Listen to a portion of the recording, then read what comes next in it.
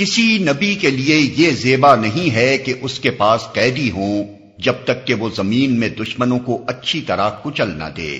تم لوگ دنیا کے فائدے چاہتے ہو، حالانکہ اللہ کے پیش نظر آخرت ہے، اور اللہ غالب اور حکیم ہے۔ اگر اللہ کا نوشتہ پہلے نہ لکھا جا چکا ہوتا تو جو کچھ تم لوگوں نے لیا ہے اس کی پاداش میں تم کو بڑی سزا دی جاتی۔ بس جو کچھ تم نے مال حاصل کیا ہے اسے کھاؤ کہ وہ حلال اور پاک ہے، اور اللہ سے ڈرتے رہو، یقیناً اللہ درگزر کرنے والا اور رحم فرمانے والا ہے۔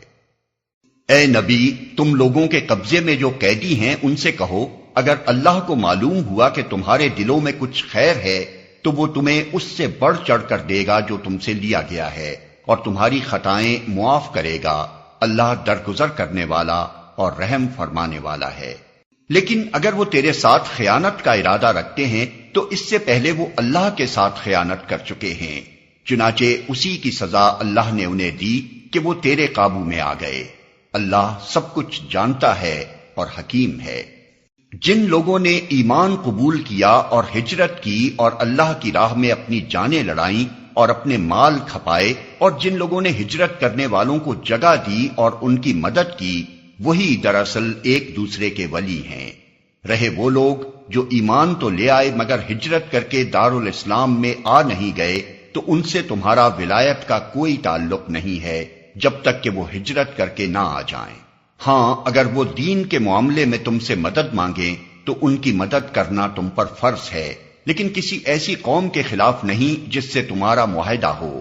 جو کچھ تم کرتے ہو اللہ اسے دیکھتا ہے۔ جو لوگ منکر حق ہیں وہ ایک دوسرے کی حمایت کرتے ہیں، اگر تم یہ نہ کرو گے تو زمین میں فتنہ اور بڑا فساد برپا ہوگا۔ جو لوگ ایمان لائے اور جنہوں نے اللہ کی راہ میں گھر بار چھوڑے اور جد و جہد کی اور جنہوں نے پناہ دی اور مدد کی، وہی سچے مومن ہیں۔ ان کے لیے خطاؤں سے درگزر ہے اور بہترین رزق ہے۔ اور جو لوگ بعد میں ایمان لائے اور ہجرت کر کے آ گئے اور تمہارے ساتھ مل کر جد و جہد کرنے لگے، وہ بھی تم ہی میں شامل ہیں، مگر اللہ کی کتاب میں خون کے رشتہ دار ایک دوسرے کے زیادہ حقدار ہیں۔ یقیناً اللہ ہر چیز کو جانتا ہے۔